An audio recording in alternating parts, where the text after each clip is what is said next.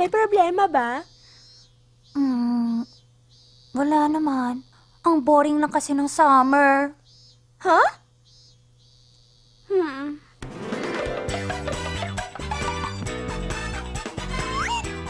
Ang boring ng summer!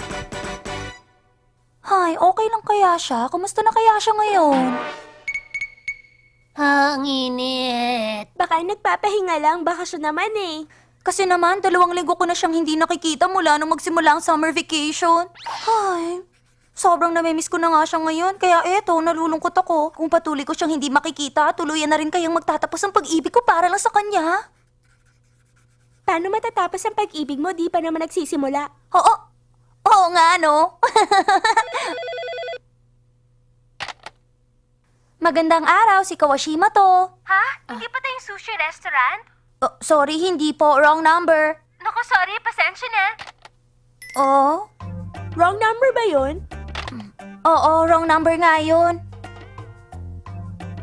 Anong iniisip mo? Kasi may naisip akong magandang ideya dahil dun sa tawag na yun. Huh? Naisip ko ding tumawag sa kanya. Tatawagan ko din si Yuzu. Ha? Anong sasabihin mo sa kanya? Magkukunwari ako. Kunwari nagkamali ako ng tawag. Nagkamali ka ng tawag? Oo. Hello, good morning. Hello, Tachibana Residence. Ay, sorry, wrong number pala. Pasensya na, ha?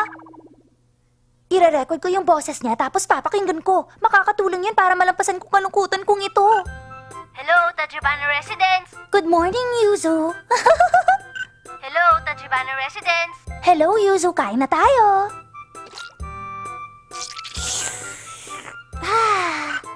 Hello, Tachibana Residence. Mwah! Good night na sa'yo, Yuzu. Ang saya nun kung lagi ko siyang maririnig. Alam mo, sa totoo lang, kabaliwan ang tawag dyan eh. Ready ka na? Idadial ko na.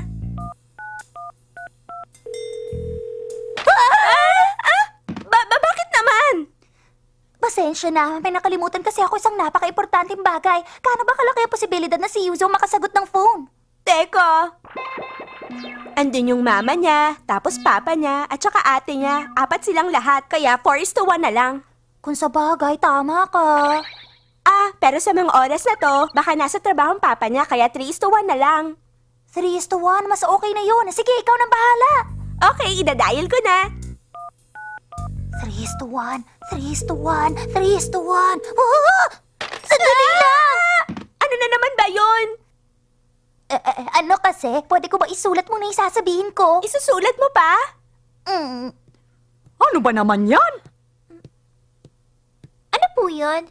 May tumatawag. Mula pa kanina to, pero pagkatapos ang isang ring, napuputol agad. This is the second time. Baka po binababa pagkatapos na ng isang ring. Pero bakit naman? Well, gusto lang siguro nung tumawag na iparing yung phone, kaya binababa na kaagad. Kung magre-return call naman po kayo para alamin kung sino yun, lalaki yung phone bill natin, kaya hayaan nyo na lang. Aba, hindi ako papayag ng ganun. Pag tumawag ulit yun, pagsasabihan ko siya. Hindi nyo na po siya kailangan pagsabihan. Hindi na po pinapansin ng mga ganyang tawag eh. Ayoko, hindi yun pwede dahil hindi makatarungan kung ganon.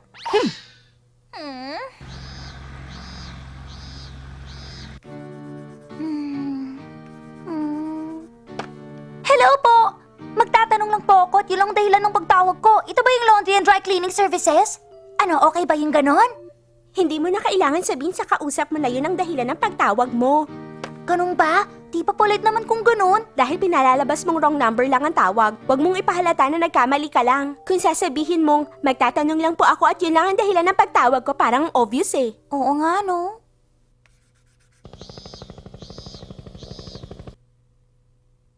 Mama, baka naman hindi na siya tatawag ulit.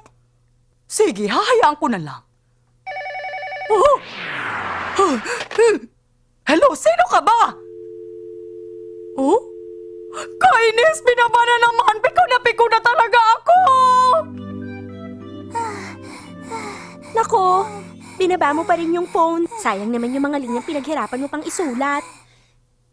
Kasi pag magsasalita na ako, bigla na lang ako kinakabahan. Ang gulo mo naman talaga. Sorry naman, Yamashita. Gusto mo pa rin ba talagang i-record ang boses ni Yuzu? Oo. Sige, ako na lang ang tatawag para sa'yo. Hindi ko naman kailangan magsalita, di ba? Basta ang importante lang naman mai-record natin yung boses ni Yuzu. Okay lang ba sa'yo? Oo naman. Hindi nila malalaman na number mo to. Sige, okay yan. Ready ka na? Ako na magdadial ng number niya, ha? Kung alam ko lang yung number niya, edi sana denial ko na. Okay, kung ready ka na, tatawag na tayo ngayon. 184. Hello, Tachibana Residence. Sino ba kasi hinahanap mo? Kasi po... Sino ka ba? Kung nanuloko ka lang, hindi ko palalampasin yan. Ay, sorry po, wrong number pala. Parang nagalit siya. Anong gagawin natin? Galit na galit siya. Pero bakit siya nagalit? Baka dahil ilang beses nang napuputol yung tawag pagkatapos ng isang ring binababaan mo kasi eh. Paano na yan? Mukhang galit na sa akin ang mama niya. Naku, okay lang yun. Huwag ka nang mag-alala. Hidden naman yung phone number mo kaya hindi niya malalaman na ikaw yung tumawag. Teka, ni-record mo pa rin ba yung boses niya? Ni-record ko nga.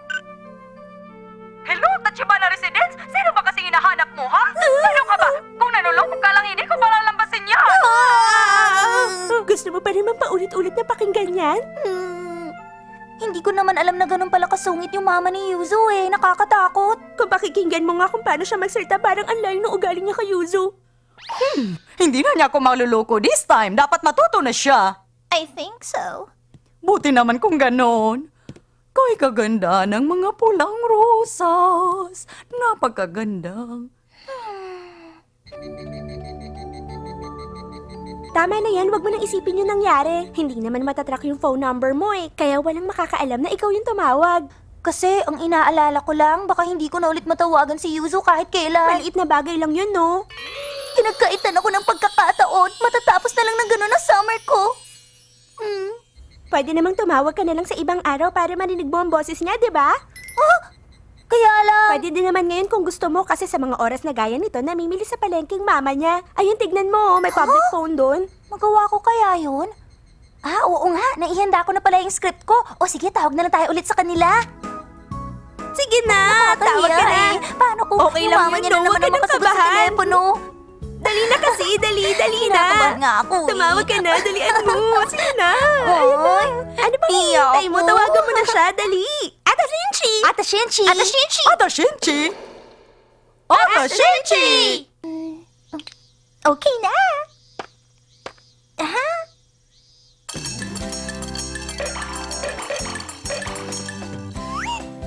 Ang vacation goal ni Mikan! Ito ang nangyari nung kailan lang.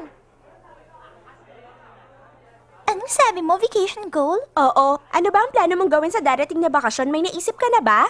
Anong plan ko? First, tatapusin ko muna yung mga assignment ko. Magbabasa ng comic books at manonood ng movies. Yun lang ba?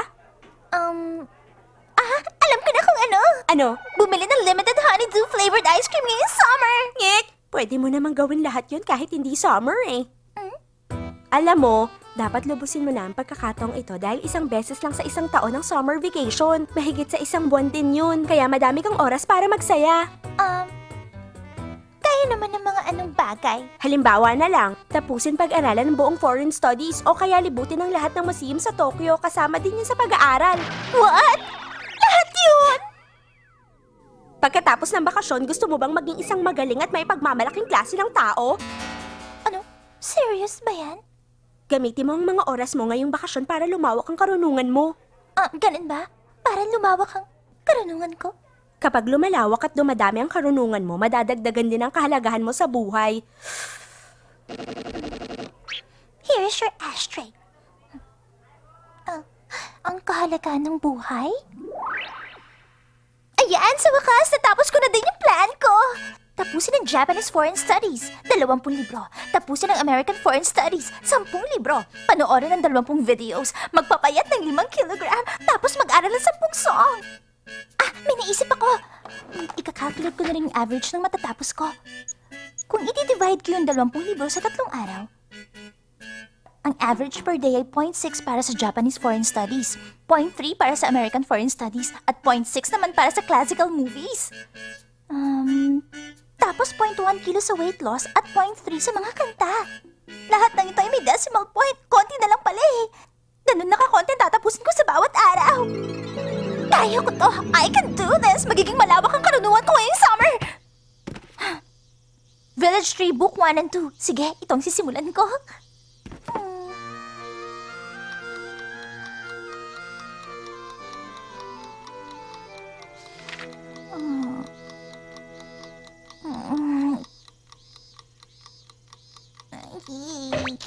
Hindi pwede to. Hindi pwede ako makatulog. Dapat mag-concentrate ako, uminom ng coffee para magising tapos magbasa ulit. Mama, may coffee po ba tayo?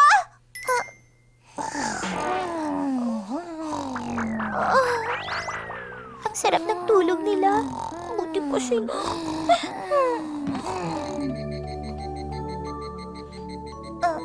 Anong oras na? Oh my God! Napahaba yung tulog ko! Kailangan ko mag-focus sa vacation goal ko! 2 pages pa lang ang nababasa ko. Kailangan ko makabawi bago magkape. Mekan, halika dito saglit.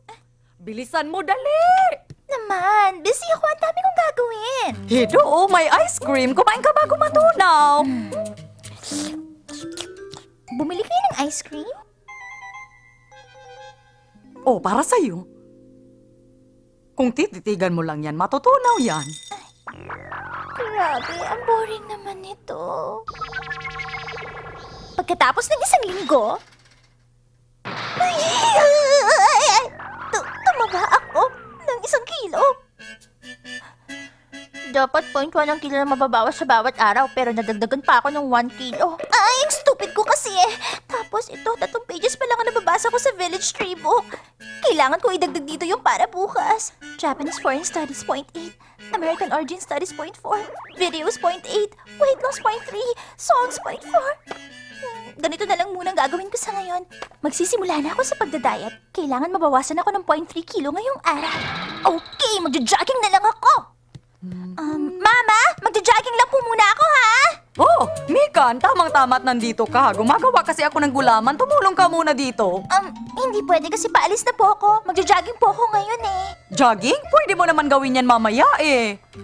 Pero ang gulaman, pag hindi nilagyan ng asukal ngayon, papangit na ang lasa. Hello, kailangan may gustong magluto niyan, no? Huwag ka nang matigas ang ulo dyan. Kunin mo na yung asukal doon sa kabinet. Dali na. Eto na po. Nga pala, pagkatapos maluto itong gulaman, tawagin mo si Yoso at linisin niyo yung veranda. Ay! Ma, hindi naman pwede. Madami pa akong gagawin, no? Vacation goal ni Mama? Gumawa ng gulaman, linisin ang veranda, linisin ang CR, ayusin ang cabinet. Ma, what's this? Yan ang vacation goal ko. Habang nasa bahay lang kayo ngayong bakasyon, dapat matapos kong lahat ng nakasulat dyan. Habang nasa bahay po kami? Ibig sabihin, kailangan po namin tumulong sa mga gawain niyo? Yes! Serious po ba kayo, Mama? Bakit naman kayo nagdesisyon na hindi mo na kami tinatanong? Ay, napilitan pa akong tumulong ngayon. Ang dami ko pang gagawin. Japanese Foreign Studies, 1. American Foreign Studies, 0.5. Videos, 1. Weight loss, 0.4. Songs, 0.5. Ano ba to? Nadagdagan na naman ang mga gagawin ko bawat araw. Pagkalipas ng 1 pang linggo,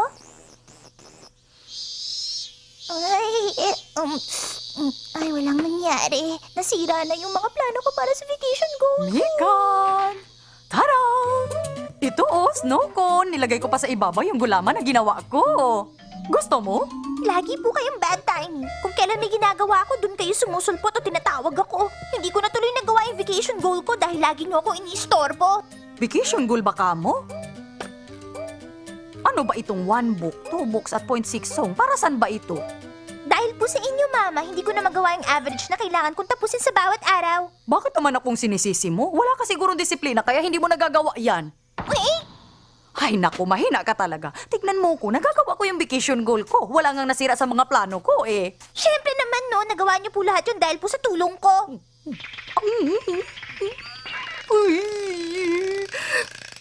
Ang lamig diretso sa ulo. Ano namang mangyayari kung magagawa mong goal na yan? Importante pong magawa ko ang lahat ng yan para lumawak ang karunungan ko. Ha? Gagawin mo yan para lumawak ang karunungan mo?